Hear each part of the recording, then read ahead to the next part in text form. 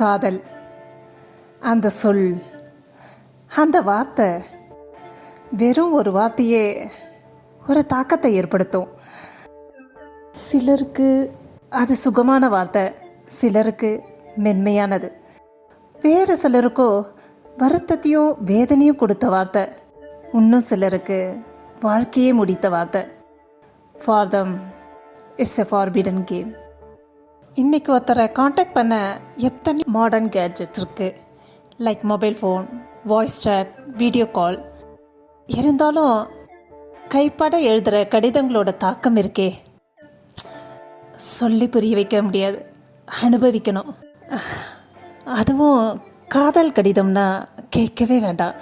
ஒவ்வொரு வரியும், ஒவ்வொரு வார்த்தையும், ஒவ்வொரு எழுத்தும் நம்ம உடம்புலையும், மனசுலையும், இதயத்துலேயும், நாடி நரம்புலையும் எத்தனையோ வித தாக்கங்களை, உணர்ச்சிகளை, ஐ மீன் சந்தோஷம், ஆனந்தம், தாகம், தாபம், காமம், வேதனை, வருத்தம், எதிர்பார்ப்புன்னு அப்படின்னு சொல்லிக்கிட்டே போகலாம்.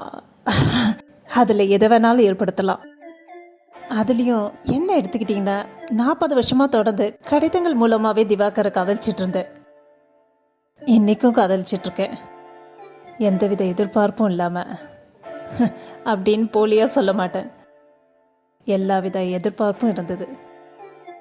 அவனை அடையணுங்கிற ஆசை இருந்தாலும் அடைய முடியாத தவிப்பு இன்றைக்கும் இருக்குது.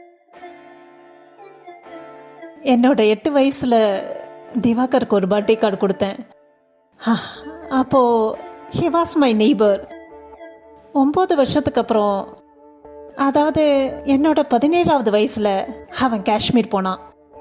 அதுதான் நான் அவனை கடைசியாக பார்த்தது. அந்த 9 வருஷ காலத்தில் எத்தனையோ விஷயங்கள், விஷமங்கள் நடந்தது. வெல், அதுக்கப்புறம் எங்கள் எக்ஸ்சேஞ்ச் ஆஃப் லெட்டர்ஸ் கண்டினியூ ஆகிட்டு இருந்தது, இன்றைக்கும் நடந்துட்டுருக்கு. நாங்கள் பேசாத விஷயங்களே இல்லை, டிஸ்கஸ் பண்ணாத டாப்பிக்கே கிடையாது. எங்கள் காதலை தவிர எத்தனையோ விஷயங்கள் அதில் அடங்கியிருக்கும். ஒவ்வொரு லெட்டர்லேயும் ஏதாவது ஒரு இன்ட்ரெஸ்டிங் பாயிண்ட் இருக்கும். காஷ்மீர் ப்ராப்ளம் இருக்கும், ஹியூமர் இருக்கும், பெயின் இருக்கும், காதல் இருக்கும், காமம் இருக்கும். In short, these letters are a bundle of human emotions.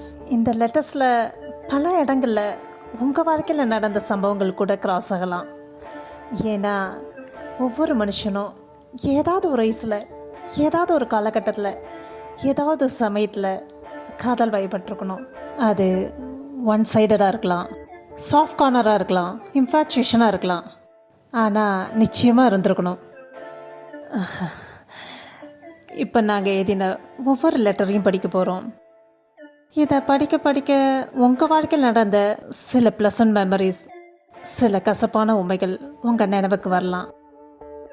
இது எங்கள் கதை மட்டும் இல்லை, இதில் உங்கள் கதையும் அடங்கியிருக்கு.